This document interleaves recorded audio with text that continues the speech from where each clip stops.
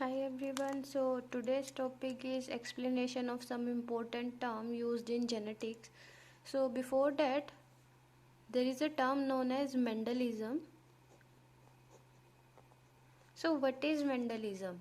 The study of Mendel law of heredity is called Mendelism. The study of Mendel's law is called law of heredity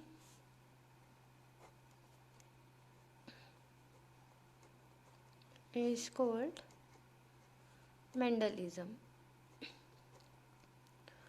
So next topic is explanation of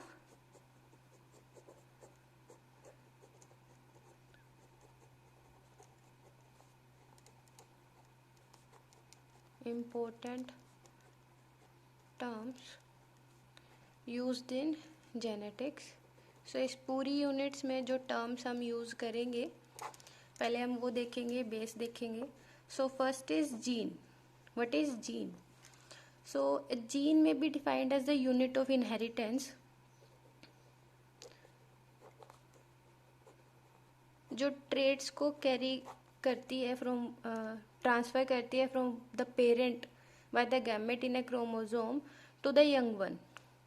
so parent से बच्चों में transfer करती है with its allele form, within its allele form. So अब आता है अलील क्या है. सो अलील एक तरह से एक जीन के दो पेयर हैं जो contrasting form, different form of a gene is known as allele. So chemically जो जीन है it is a linear segment of DNA. It is a linear segment of DNA. सो उसके बाद आता है सिंबल यूज्ड फॉर जीन्स, कि symbol कौन कौन से यूज होते हैं जीन्स के लिए.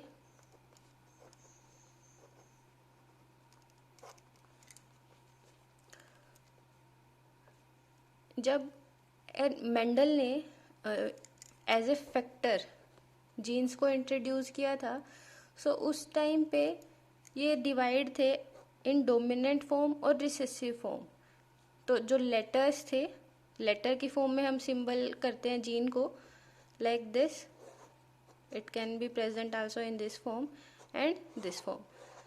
सो these are the symbol used for genes. उसके बाद आता है allelomorphs also known as alleles. Allelomorphs also known as alleles. So there are two genes for each character. दो जीन्स होते हैं ईच करेक्टर के लिए. एक दूसरे को कंट्रोल करता है, मतलब वो कॉन्ट्रास्टिंग एक्सप्रेशंस में प्रेजेंट होते हैं. सो जो करेक्टर है, साइज है जीन का, जो रिस्पॉन्सिबल होता है टॉलनेस के लिए और डॉर्फनेस के लिए. सो pair of gene that control the two alternative expression of same character और जो सेम साइट पे प्रेजेंट होते हैं क्रोमोजोम पे. साइट के लिए एक और टर्म यूज किया गया है लोकाई, जो क्रोमोजोम पे प्लेस होता है जहाँ पे जीन्स प्रेजेंट होते हैं. सो होमोलोगस क्रोमोजोम मतलब एक सेम क्रोमोजोम के ऊपर एक साइट है जहाँ पे ऑल्टरनेटिव फॉर्म्स प्रेजेंट होती है जीन की. फॉर एग्जाम्पल अगर हम ये वाला ले तो ये रिप्रेजेंट करता है टॉलनेस को एंड दिस वन ड्वार्फनेस. सो ये ऑल्टरनेटिव फॉर्म हो गई जीन की, और एक करेक्टर के लिए जीन की फॉर्म से रिस्पॉन्सिबल होती है. So a different form of a gene is known as allele. उसके बाद आता है gene locus. So gene locus जिसकी सिंगुलर फॉर्म लोकाई थी, जिसका मतलब था साइट. तो इसका मतलब ये है कि क्रोमोजोम पे एक रीजियन, एक प्लेस जहाँ पे जीन प्रेजेंट है और we can say allele present है is known as gene locus. उसके बाद आता है डोमिनेंट एंड रिसेसिव अलील.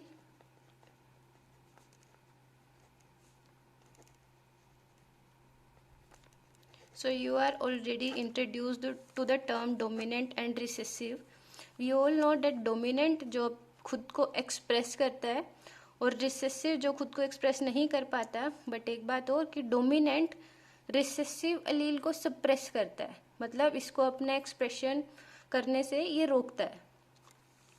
उसके बाद आता है wild and mutant alleles. Wild and mutant alleles, so जो ओरिजिनल अलील है, जो डोमिनेंट है इन एक्सप्रेशन और जो पूरी पॉपुलेशन में फैला हुआ है, जो ओरिजिनल अलील है, an original allele which is dominant और जो पॉपुलेशन में फैला हुआ है, wide spread in a population is known as wild allele, मतलब वो नेचर में नेचुरली एग्जिस्ट कर रहा है। उसके बाद जब वाइल्ड अलील में म्यूटेशन हो जाती है, वाइल्ड अलील इसके अंदर म्यूटेशन आ जाती है, mutation and abnormal change in a gene और डीएनए। सो अबनॉर्मल चेंज आ गया अब अलील के अंदर, अब वो अपना नॉर्मल फंक्शन या तो वो लॉस्ट कर चुका होगा या कोई और फंक्शन वो अटेन कर लेगा, बट जो नॉर्मल फंक्शन है उसका वो ख़त्म हो जाता है। सो उस टाइम पे उसके लिए जो टर्म यूज़ करते हैं वो यूज़ करते हैं म्यूटेंट अलील। अब जैसे डिसीज़, बीमारियाँ किसी किसी को होती है, वैसे ही जो म्यूटेंट अलील है, म्यूटेशन एक वाइल्ड अलील के अंदर म्यूटेशन किसी अबनॉर्मेलिटी की वजह से हो सकती है, ये किसी डिसीज़ की वजह से हो सकती है, कोई केमिकल फिनोमिना है उसकी वजह से हो सकती है, जिससे एक वाइल्ड अलील चेंज हो जाता है एक म्यूटेंट अलील के अंदर। तो अब ये या तो अपना नॉर्मल फंक्शन लॉस्ट कर देगा बिल्कुल ही, या कोई और फंक्शन शो करेगा। सो secondly, it is less common in population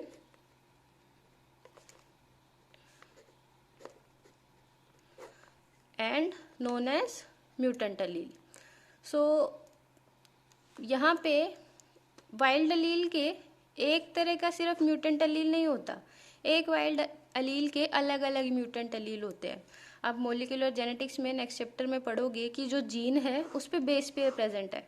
+1 में आप पढ़ चुके हो कि ATGC जो बेस पेयर्स प्रेजेंट हैं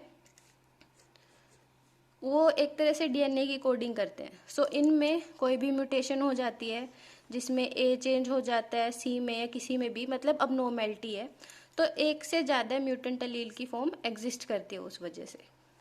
उसके बाद आता है homozygous and heterozygous organisms. Homozygous वो इंडिविजुअल्स होते हैं जिनके अंदर दोनों अलील सेम होते हैं। For example this one is a homozygous and also this one.